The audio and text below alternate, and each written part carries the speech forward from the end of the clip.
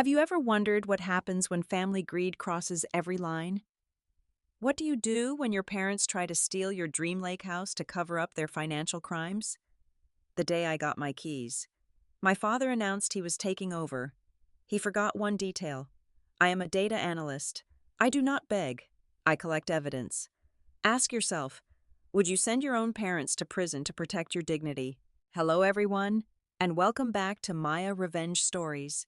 I want to sincerely thank you for your incredible support, but unfortunately, YouTube has disabled our monetization, leaving us without the budget to keep the channel running, which means we will be forced to stop uploading new videos here in the near future, and will be moving our operations over to Patreon. If you enjoyed today's story, please support us by joining our Patreon to listen to even better, longer, and more detailed, exclusive true stories, featuring multiple emotional voice actors that we simply cannot make public on YouTube. You can join by scanning the Patreon QR code on your screen or by clicking the link in the description or the pinned comment. Now, let us dive right into today's story, told from the perspective of Nadia Donahue. I am 34 years old, and for the last 10 years, I have poured every ounce of my energy, every late night, and every weekend into my career as a data systems architect at Apexia Data Dynamics. It was not just about climbing the corporate ladder, it was about building a fortress around myself. A fortress made of financial independence, far away from the chaotic, materialistic circus my parents called a life. Just 24 hours ago, that fortress became a physical reality. I finally closed on a stunning, rustic wooden cabin nestled right on the serene shores of Lake George in upstate New York. It was my sanctuary. I had the keys in my hand, the crisp mountain air in my lungs, and for the first time in my life, I felt completely secure. Then, my phone rang. The caller ID flashed my father's name, Richard. The familiar knot in my stomach tightened, a conditioned response to a lifetime of his narcissistic demands. I answered, expecting the usual backhanded compliments about how I was hiding in the woods instead of socializing with high society. Instead, I got an eviction notice for my own life. Nadia. Sweetheart. His voice boomed through the speaker, dripping with that fake, authoritative warmth he used when he was about to bulldoze someone. Your mother and I just sold the mansion in Montclair, New Jersey. We are packing up the moving trucks right now. We will be arriving at your lake house tomorrow morning to move our things in. I froze. The words did not make sense. I had owned the property for exactly one day. Before I could process the audacity of his statement, Richard kept talking, his tone leaving absolutely no room for discussion. We have decided that your little cabin is the perfect location for the new retreat headquarters of my lifestyle consulting firm, Aura Vista Horizons. The rustic aesthetic is exactly what my high net worth clients need. Oh, and you will need to clear out the master bedroom and the main floor. You can set up your little computer station down in the basement. It will be quiet for you down there. My father was not asking. He was claiming, to him, my 10 years of grinding, saving, and sacrificing were nothing more than a convenient down payment on his latest business venture. Before I could even formulate a response to tell him he was out of his mind, the phone rustled, and my mother, Eleanor, snatched the receiver. Her voice was sharp, grating, and utterly devoid of anything resembling maternal affection. Nadia, listen to me, she barked. I absolutely forbid you from bringing that filthy dog of yours onto the property. I have already picked out pristine cream-colored Persian rugs for the main living area, and I will not have some mutt ruining my interior design. Make arrangements for the dog, or I will call animal control myself. In the past, this is exactly where the explosion would happen. This is where I would scream, cry, and beg them to respect my boundaries. This is where the familiar cycle of financial abuse and emotional manipulation would peak, leaving me drained and them victorious. I could feel the old instinct bubbling up, the desperate need to defend my territory against two people who viewed me only as an asset to be liquidated. But as I stood there in the empty, sunlit living room of the house I bought with my own money, something inside me shifted. The emotional franticness evaporated, replaced by a cold, calculating stillness. I was a data systems architect. I built secure frameworks. I identified vulnerabilities. And I destroyed malicious threats. I took a slow, deep breath. "All right," I said, my voice eerily calm, completely devoid of the hysteria they were waiting to feed on. "I will leave the front gate open for you at 8 o'clock tomorrow morning." I did not wait for their triumphant gloating. I simply pressed end call. The silence of the cabin returned, but it was no longer peaceful. It was the quiet before a devastating storm. Less than 15 minutes later, my phone pinged with a new email notification. It was from a corporate lawyer I had never heard of, someone representing Aura Vista Horizons. The subject line was bland, but the attached document was a glaring red flag. I opened the PDF file. It was a legally binding contract titled Voluntary Donation of Personal Property. The document formally requested that I sign over the deed of my Lake George property to the Aura Vista Horizons Corporate Trust. In exchange for surrendering my home, I was being offered a pathetic 5% equity stake in a lifestyle consulting firm I wanted absolutely nothing to do with. I stared at the screen, my eyes scanning the dense legal jargon. The realization hit me like a bucket of ice water. This was not just a case of entitled parents looking for a free place to crash because they overspent their budget. This was a highly calculated, legally structured asset theft. Richard and Eleanor had planned this. They had lawyers draft paperwork. They intended to legally strip me of my sanctuary before I even had time to unpack my boxes. They thought I was weak. They thought I was still the obedient little girl they could manipulate with guilt and intimidation. But they forgot what I do for a living. I walked over to the folding table where I had set up my temporary workspace. I opened my laptop, connected to the secure cloud servers, and booted up my multi-monitor array. The screens illuminated my face in the darkening room. My fingers hovered over the keyboard. They wanted to play a game of assets and liabilities. Fine, I would give them exactly what they asked for. But first, I needed to see exactly what was hiding in their data. I started typing, initiating the first trace into the digital footprint of Aura Vista Horizons. My fingers flew across the mechanical keyboard, the rhythmic clacking echoing through the quiet. Empty cabin. At my day job at Apexia Data Dynamics, I designed complex systems that tracked billions of data points to find hidden corporate anomalies and expose financial inconsistencies. Tonight, I was turning that exact same heavy digital artillery onto my own family. I opened a highly secured terminal, running a specialized tracing script I had developed years ago. I bypassed the superficial search engines entirely and tapped directly into federal tax registries, municipal property records, and obscure corporate filings. I needed to know exactly what Aura Vista Horizons actually was under the surface, because people who run highly successful lifestyle consulting firms do not suddenly demand that their daughter sign over her newly purchased real estate. The raw data began to populate across my 4 high-definition monitors, cascading in endless, illuminating streams of text, banking codes, and spreadsheets. It took me less than 20 minutes to find the first massive fracture in my father's meticulously crafted facade of wealth. I pulled up the commercial credit reports for his supposedly thriving business. The screen immediately flashed red with severe delinquency warnings. Richard was not expanding his business empire. I was completely drowning. The company was in catastrophic default to the tune of several $1,000,000. Worse, a deeper search into federal judicial dockets revealed an active sealed investigation being conducted by the Internal Revenue Service. My father was being aggressively audited for severe tax evasion, phantom payrolls, and fraudulent corporate write-offs. He was standing on the absolute edge of a lengthy sentence in federal prison. But what about the massive Montclair mansion? He had just bragged on the phone about selling it for a handsome profit. I cross-referenced the property address with the New Jersey County Clerk database. A bitter, humorless laugh escaped my lips when the official deed status loaded on my primary screen. The house had never been sold. It was actively being seized by the bank.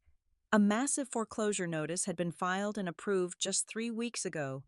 Richard had attempted a highly risky cross-collateralization scheme, using the family mansion to secure a commercial loan for his failing business. And he had completely defaulted on both ends. They were not moving to the lake to set up a new corporate retreat. they were moving because the local sheriff's department had literally locked them out of their own home. I leaned back in my ergonomic chair, the cold blue glow of the monitors illuminating the dark, wooden room. If he was completely broke and under federal investigation, why did he specifically need the deed to my house?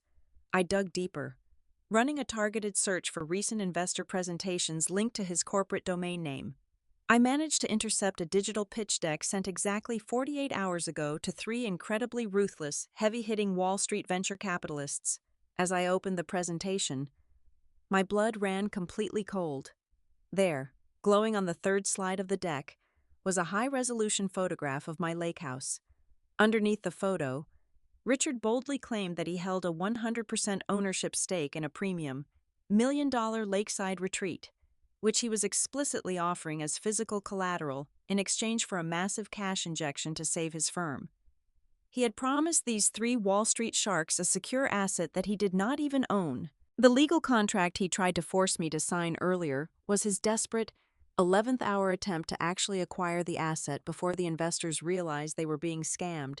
If I had signed that paper, I would have lost my home instantly, swallowed up by his massive, inescapable debt. While I was wrapping my head around my father's colossal wire fraud, my professional intuition nudged me. Richard was a rapidly sinking ship. But what about Eleanor? My mother was far too calculating, far too selfish, to blindly go down with a ruined man. I switched my focus, running a forensic trace on her personal banking routes. While Richard was busy playing the arrogant chief executive officer, Eleanor had been busy acting as a parasite in the shadows. I uncovered a series of obscure, highly structured wire transfers. For the past 8 months, she had been systematically siphoning hundreds of thousands of dollars out of the Aura Vista Horizons operating accounts. She was bleeding his company dry just as it was collapsing. I followed the money trail. It did not go to a standard domestic savings account. It bounced through 2 digital proxies before landing comfortably in an offshore shell corporation registered in the Cayman Islands. Eleanor was hoarding a massive, untraceable nest egg. But the final piece of the puzzle, the one that truly showcased her sheer ruthlessness, was a recent recurring payment from her personal credit card. She had put a massive $50,000 retainer down for one of the most vicious, high-profile divorce attorneys in Manhattan. The entire ugly picture finally snapped into perfect clarity. My parents were not acting as a unified front. They were 2 separate parasites trying to use me for entirely different reasons. Richard needed my house to commit financial fraud and dodge the federal government. Eleanor knew Richard was going to prison, so she planned to use my cabin as a free luxury safe house while she finalized her divorce, safely hiding her stolen offshore millions while letting her husband take the absolute fall. I sat in the profound silence of my new home, realizing that my parents did not view me as a daughter. I was just a convenient human shield for their respective crimes. The old Nadia would have panicked.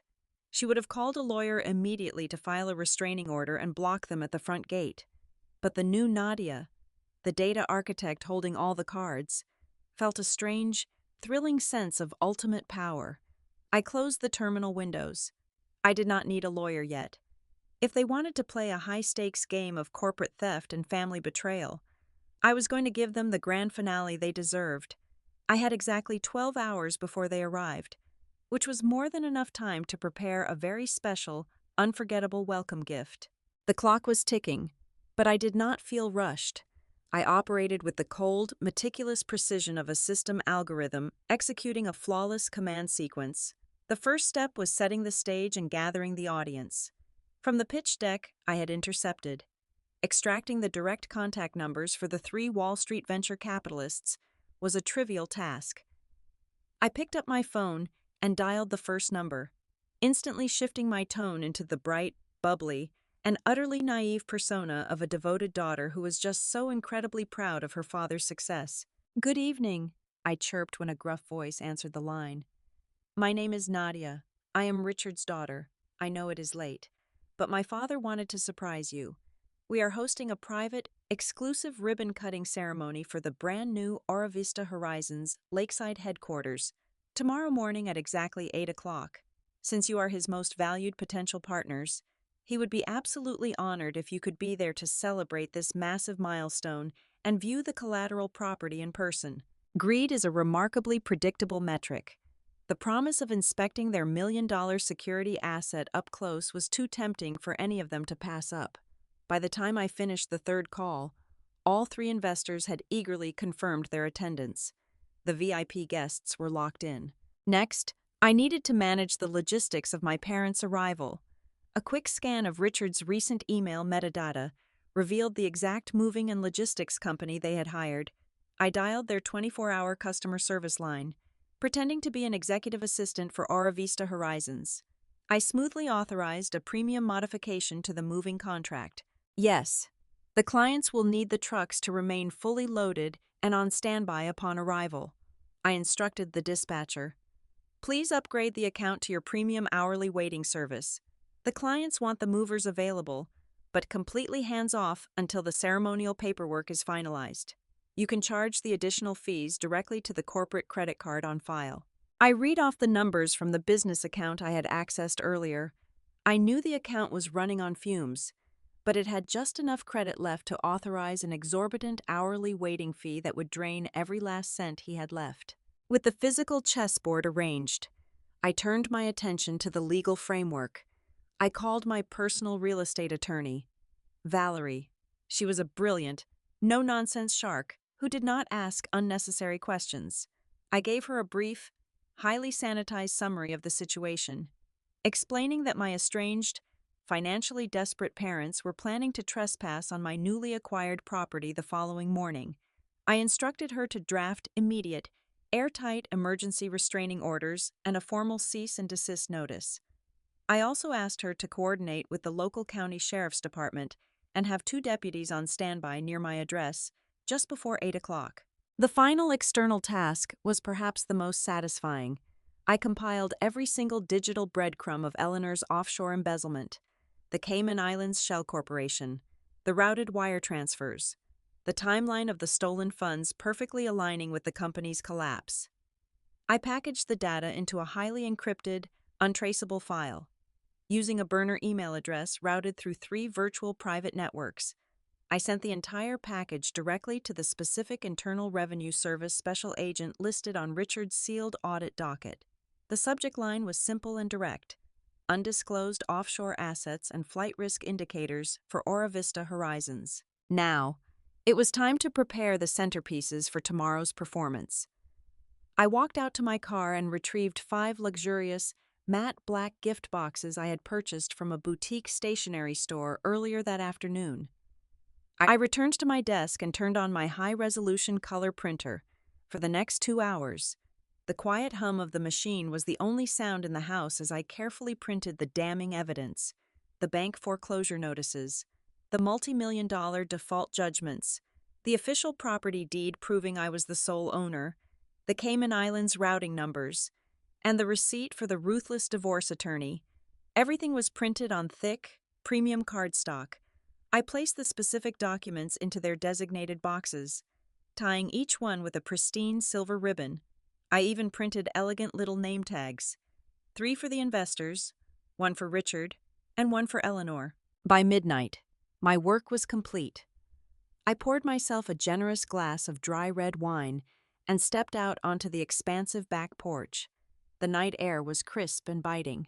The dark water of Lake George mirrored the starlit sky, perfectly still and completely silent. I took a slow sip of the wine, letting the rich flavor settle on my tongue. Everything was calculated. Every variable was accounted for. The trap was set with flawless, mechanical precision. I smiled into the darkness, genuinely looking forward to the morning sun. The morning sun had barely crested the tree line when the tranquil silence of the lake was aggressively shattered. At exactly 8 o'clock, the heavy rumbling growl of diesel engines echoed down the private gravel driveway. I stood by the large bay window, watching as a massive fleet of 3 commercial moving trucks crawled toward my property. Leading the obnoxious parade was my father's sleek, obsidian black Mercedes-Benz. The car came to a harsh halt right in front of the main porch. The driver's side door swung open, and Richard stepped out. He was dressed in a sharp, tailored navy suit, looking every bit the part of the triumphant, untouchable chief executive officer, without even taking a moment to appreciate the natural beauty of the surroundings. He immediately began clapping his hands and barking loud, arrogant orders at the moving crew. "Listen up, people," his voice boomed, dripping with a condescending authority. "I want the heavy mahogany furniture moved straight into the main living area. Do not scratch the door frames, or I will personally see to it that your company reimburses me. Move it." From the passenger side, Eleanor emerged. She wore oversized designer sunglasses and a stiff linen dress, clutching her expensive leather handbag like a shield against the wilderness. She took one disdainful look at the charming, rustic exterior of my cabin and let out a loud, theatrical sigh of disgust. "Richard, look at this dreadful exterior," she complained, her shrill voice piercing the crisp morning air. "The wood stain is completely outdated. It looks like a cheap summer camp. We are going to have to hire contractors immediately to repaint the entire facade before any of our high-net-worth clients arrive. This is absolutely unacceptable." I watched them from the window, absorbing their sheer, unadulterated delusion. They were literally homeless, locked out of their foreclosed mansion, yet they strutted around my property acting like royalty inspecting a newly conquered territory. Before Richard could agree with her complaints, the sound of tires crunching on gravel announced the arrival of the second act. Pulling in right behind the moving trucks were three gleaming, top-tier luxury vehicles: a silver Bentley, a pristine Range Rover, and a custom Porsche. I saw my father freeze. For a fleeting second, absolute panic flashed across his face. He knew exactly who those cars belonged to, and he knew they were not supposed to be here until he had officially stolen the deed from me. But Richard was a seasoned con artist. The panic vanished as quickly as it appeared, instantly replaced by a wide, predatory smile. His egotistical mind rapidly rationalized the situation. He assumed I had invited them, thinking that I, his obedient daughter, was trying to impress his investors and help him secure his massive financial bailout. He practically sprinted toward the vehicles, throwing his arms wide open. "Gentlemen," he boomed, aggressively shaking the hands of the three Wall Street venture capitalists as they stepped out. "What an absolute honor. I did not expect you so early, but this is perfect. Welcome to the brand new Aura Vista Horizons Lakeside Retreat." That was my cue. I opened the heavy wooden front door and stepped out onto the porch.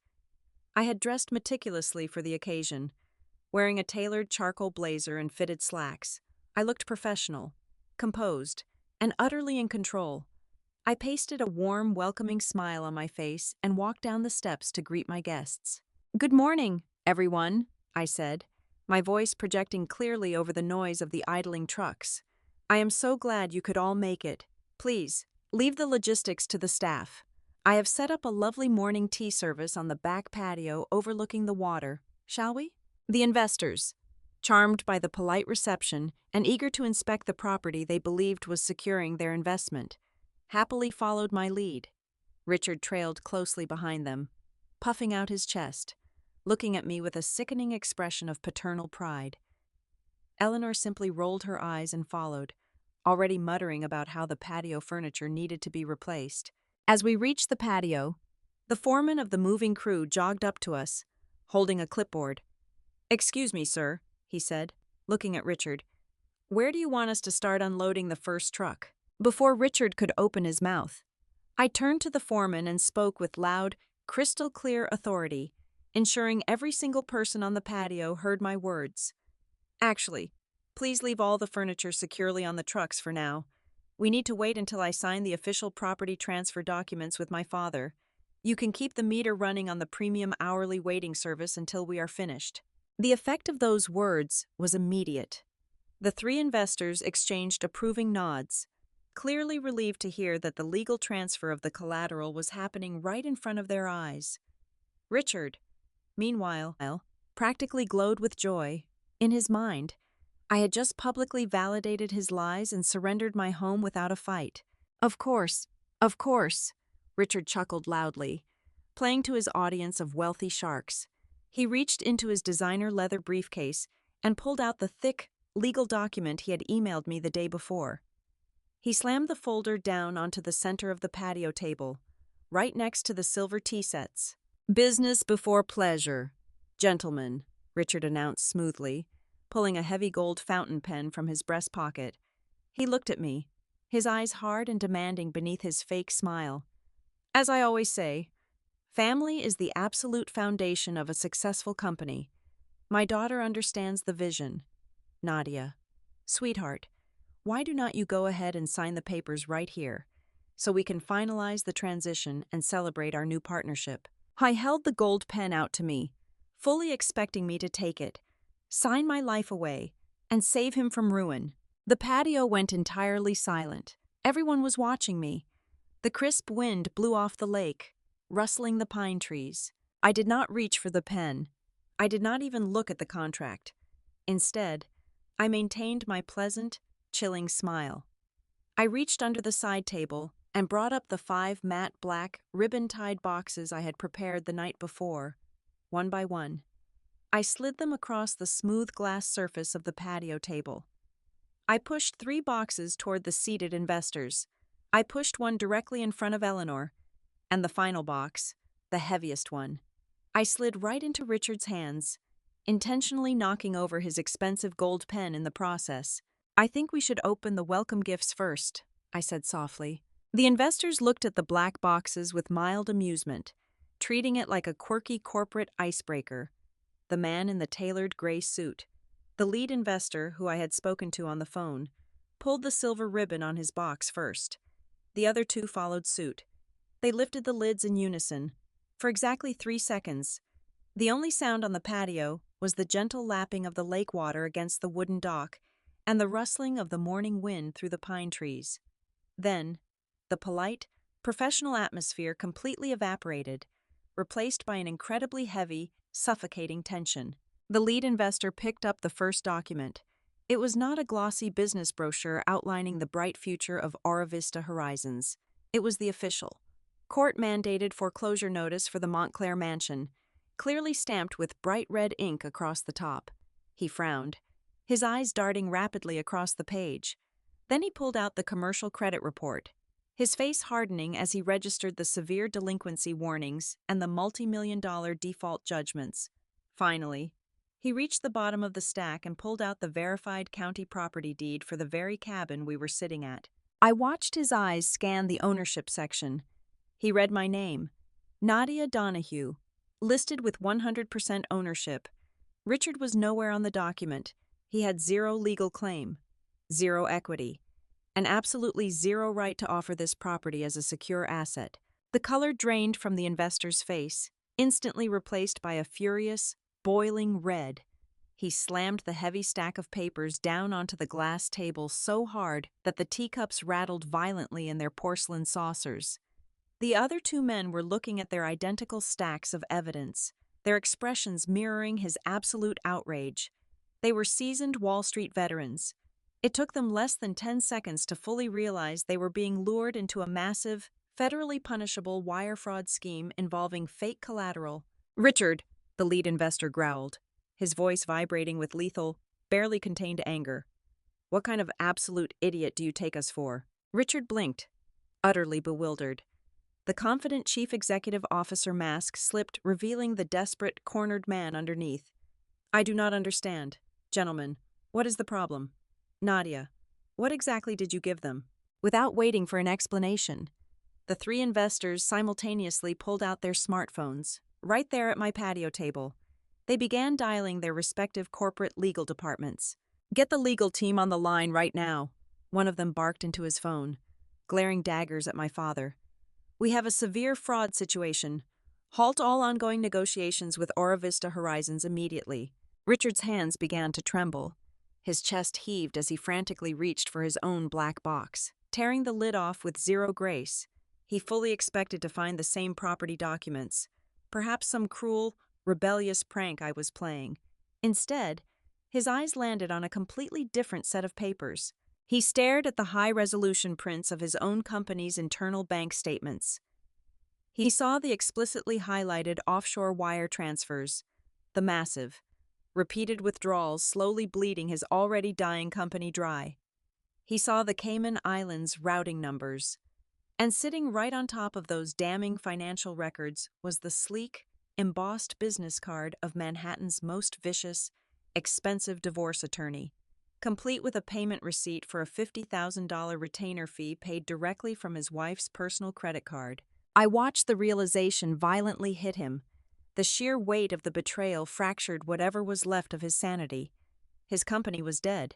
His investors were calling the authorities. And the woman sitting right next to him was the parasite who had stolen his last remaining lifeline. Richard let out a sound that was barely human. It was a raw, guttural roar of pure, unadulterated rage. He spun around, his eyes wide and bloodshot, and lunged toward Eleanor. "You absolute parasite!" he screamed, spraying spit across the glass table. "I am drowning in millions of dollars of debt. The federal government is breathing down my neck. And you are stealing from my company? You are siphoning my money to a tropical island and hiring a divorce lawyer behind my back?" Eleanor recoiled, her face twisting in sudden terror. She had no idea how he knew. She looked frantically around the table, her eyes finally landing on her own designated black box. Her hands shook violently as she ripped it open, desperate to find some leverage, some legal defense against his explosive accusations. She pulled out a single sheet of paper. It was an official, automated banking notification I had triggered by sending that anonymous, highly detailed tip to the Internal Revenue Service special agent. The document clearly stated that due to suspicious international financial routing and extreme tax evasion flags, her secret Cayman Islands shell account had been completely frozen by federal authorities at exactly 7 o'clock this morning. Her stolen millions were gone. Her grand escape plan was completely destroyed. The luxurious safety net she had built by stabbing her husband in the back had just evaporated into thin air. Eleanor turned pale, her skin taking on a sickening, ashen hue. The designer sunglasses slipped down her nose as she stared at the paper in absolute horror. Her perfectly constructed aristocratic facade crumbled into dust right before my eyes. "No," she gasped, her voice trembling uncontrollably. "No, this is impossible. This is my money. I earned that money." "You stole it from me!" Richard roared, entirely losing control of his physical actions. He grabbed the front of her expensive linen dress and shook her violently, causing her chair to scrape harshly against the stone patio. "I am going to federal prison, and you thought you could just take the cash and leave me to rot? I will ruin you. Eleanor, I will drag you down to hell with me." Eleanor shrieked, batting at his hands, her manicured nails scratching deeply at his face. "Get your hands off me, you pathetic failure. You ruined this entire family. You lost the Montclair mansion. You lost everything. The perfect, wealthy, model family was putting on the greatest, most tragic show of their lives. They were tearing into each other like feral animals, screaming vicious profanities, airing every dirty, toxic secret they had kept hidden for decades. All the manipulation, the greed, the financial abuse they had subjected me to my entire life was now turning inward, consuming them alive in a fiery spectacle. I simply sat back in my comfortable chair, picked up my porcelain teacup, and took a slow, highly satisfying sip of Earl Grey tea. I wore a cold, blank smile as I watched the flames consume their fake empire. The three Wall Street investors stood up from the table in perfect unison. They were deeply repulsed, looking at my parents as if they were hazardous, toxic waste. "Listen to me very carefully," Richard, the lead investor, said, his deep voice slicing sharply through the chaotic screaming match. "You are completely finished in this industry. We are formally referring this entire incident to the Securities and Exchange Commission, and my legal team will be filing federal charges against you for attempted financial fraud before the sun goes down today. Do not ever attempt to contact any of us again." Without waiting for a response, the three powerful men turned their backs on the screaming, grappling couple, marched briskly down the patio steps, and got back into their luxury vehicles. I watched the Bentley, the Range Rover, and the Porsche speed away down the gravel driveway in a cloud of dust, taking Richard's absolute last shred of hope with them. The sound of the luxury vehicles speeding away down the gravel driveway was the final nail in the coffin.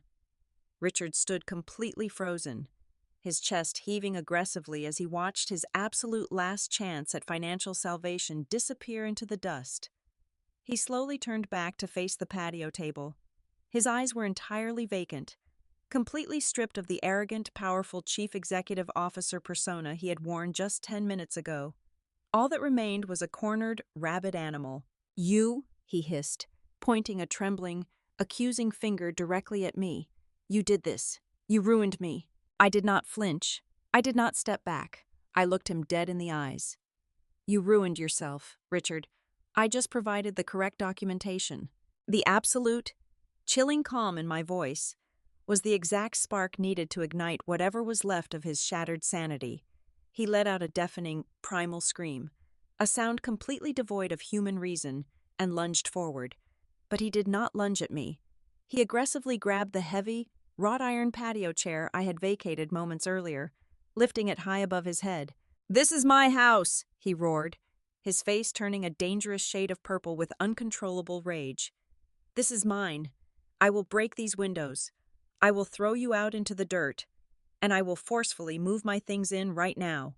He pivoted on his heel, aiming the heavy metal chair directly at the massive glass sliding doors leading into my pristine living room. He never got the chance to swing. The glass door slid open with a sharp, metallic glide, stepping out onto the patio, looking absolutely impeccable in a tailored charcoal suit, was my real estate attorney, Valerie, and stepping out right behind her into the bright morning light, with their hands resting firmly on their duty belts, were two fully uniformed county sheriff's deputies.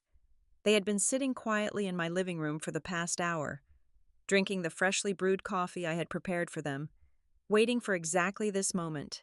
"Drop the chair right now," the lead deputy commanded, his voice carrying the heavy, undeniable weight of absolute authority. Richard froze, the heavy iron chair suspended midair.